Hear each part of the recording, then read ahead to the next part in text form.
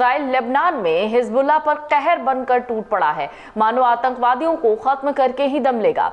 Lebanon में Israel ने शनिवार को भी हवाई हमले किए हैं, इसमें कई लोग मारे गए हैं। आपको बता दें, इजराइल लेबनान में हिजबुल्लाह पर जिस तरीके से हमला हो रहा है, लग रहा है ऐसे कि अब हिजबुल्लाह का काम तमाम हो जाएगा।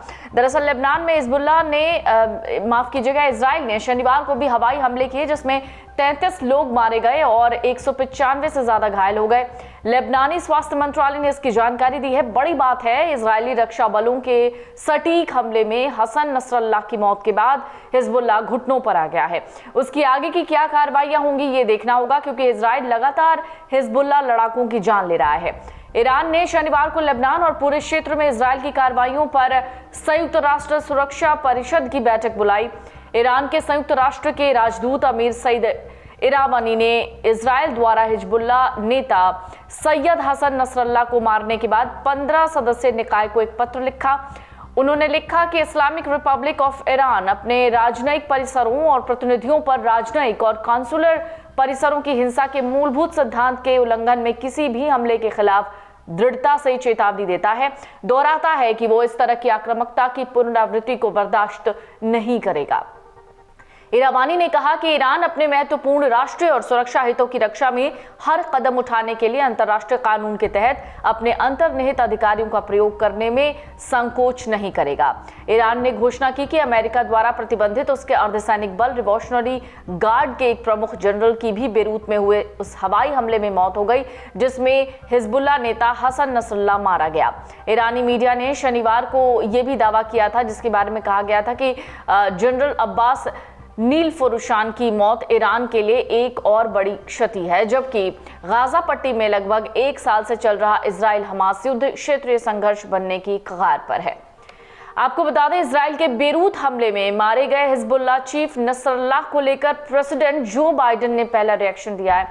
उन्होंने कहा, इजराइल को आत्मरक्षा का पूरा अधिकार है। अमेरिकी राष्ट्रपति बाइडेन ने कहा है कि नसरल्लाह 4 दशकों से आतंक फैला रहा है, उसकी मौत से सैकड़ों लोगों को न्याय मिला है।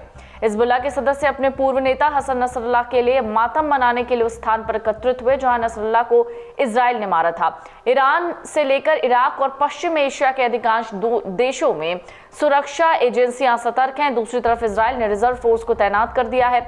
नसरल्लाह ने मौत से पहले धमकी दी थी कि उसकी ओर से बमबारी जारी रहेगी और इजरायली उत्तर में अपने घरों को तब तक वापस नहीं लौट सकेंगे जब तक कि गाजा में इजराइल का अभियान खत्म नहीं हो जाता। नसरल्लाह को उसके समर्थक करिश्माई और निपुण रणनीतिकार मानते थे। उसने हिजबुल्लाह को इजराइल के कट्टर दुश्मन के रूप में परिवर्तित किया और ईरान के शीर्ष धार्मिक नेताओं और हमास जैसे फिलिस्तीनी चरमपंथी संगठनों के साथ गठबंधन को मजबूत किया। सवाल उठ रहे हैं, क्या हिजबुल्लाह को खत्म करने के लिए इजरायली सेना लेबनान में जमीन से भी हमला करेगी? और अगर ऐसा होता है तो क्या तब ईरान युद्ध में सीधे रूप से कूदेगा?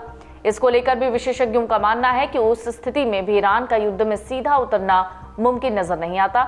इसके पीछे की वजह बहुत सारी हैं, उसकी खराब आर्थिक स्थिति और पश्चिमी देशों द्वारा लगाए गए कई प्रतिबंध।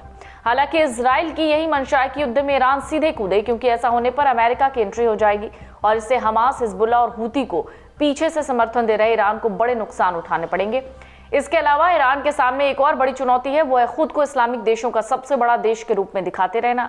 अगर युद्ध में ईरान सीधे उतरता है और अमेरिका, इजराइल मिलकर इस देश को बड़ा नुकसान पहुंचाते हैं तो इसकी इस छवि को बड़ा नुकसान होगा। ऐसे में ईरान ने अपने सुप्रीम लीडर खामिनेई को सेफ हाउस में भेजा है। ईरान को शक है कि इजराइल खामिनेई को भी टारगेट कर सकता है। अगर ऐसा होता है तो उसे सीधे युद्ध में शामिल होना पड़ेगा। ऐसी स्थिति में इजराइल ईरान के तेल इंफ्रास्ट्रक्चर को टारगेट करेगा और ऐसा होने पर ईरान की कमर टूट जाएगी। इसलिए ईरान सीधे युद्ध से बच रहा है और हमास, हिजबुल्लाह और हूती के लड़ाकों के जरिए ही पीछे से युद्ध लड़ना चाहता है। अगर आप ये वीडियो YouTube पर देख रहे हैं तो हमारे चैनल को सब्सक्राइब कर बेल आइकन दबाएं और Facebook पर देख रहे हैं तो हमारे पेज को लाइक करें। 8 मिलियन प्लस सब्सक्राइबर, आपके इस भरोसे के लिए बहुत धन्यवाद।